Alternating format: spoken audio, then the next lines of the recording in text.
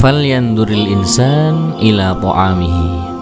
Sebuah ayat yang benar-benar mengingatkan kepada kita untuk tidak melupakan Allah Subhanahu wa ta'ala sebagai pencipta kita, sebagai pencipta dunia, sebagai pencipta seluruh jagat raya. Sekarang pertanyaannya gini, jika kita ditanya misalkan nasi ini dari mana, mungkin ada yang jawab dari petani, mungkin ada yang jawab dari pabrik, mungkin ada yang jawab dari Indomaret, mungkin ada yang jawab dari sawah.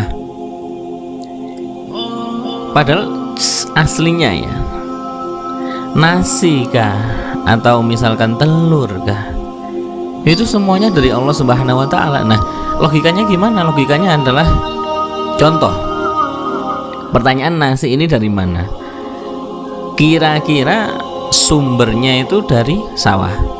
Nah, sekarang sawah ini ya, sawah itu kan juga dari tanah. Tanah ini dari mana? Tanah ini yang nyiptain siapa? Terus ke belakangnya.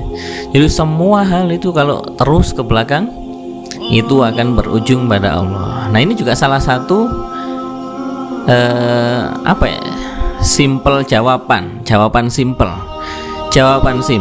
logika yang sederhana, logika yang juga simple ya, untuk menjawab ketika ada pertanyaan-pertanyaan semacam apakah Allah itu ada, kemudian siapa pencipta dunia ini.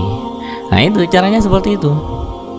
Diajak aja untuk mikir ya, apapun yang ada di sekitar kita, misalkan sajadah kah, atau ballpoint, atau kertas, buku, HP. Nyoba ini kira-kira sumbernya dari mana, kemudian ketemu mentoknya, terus ke belakang lagi. Itu nanti akan ketemu sesuatu yang nggak bisa dipikirkan oleh manusia, ketemu dengan sesuatu yang nggak bisa dinalar oleh manusia. Logika manusia yang secara mentah itu nggak sampai untuk memikirkan hal itu. Apakah itu? Yaitu pencipta seluruh jagat raya ini. Dialah Allah Subhanahu wa ta'ala. Allah itu la yatakayyaf. Allah itu nggak gimana-gimana. Artinya apa? Artinya nggak bisa digimana-gimanain, nggak bisa terlalu dipikirkan. Wah, kira-kira terus kalau memang nggak punya tempat terus gimana ya?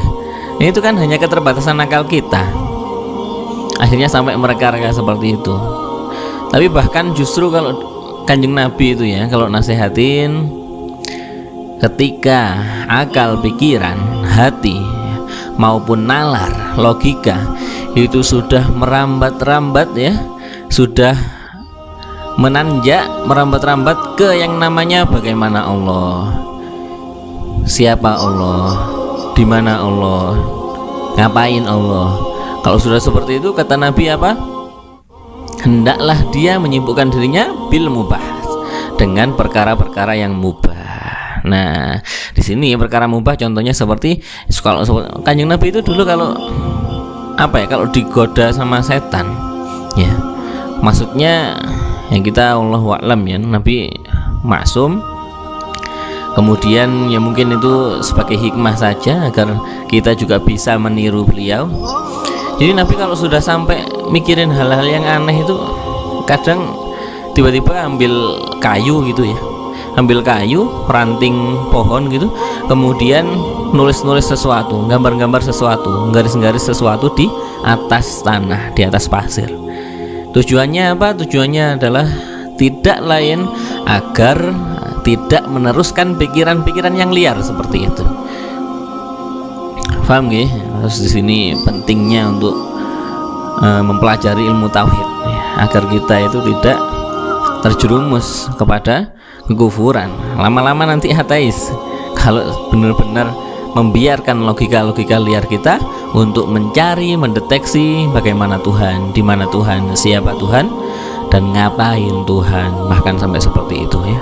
Wallahu a'lam bishawab.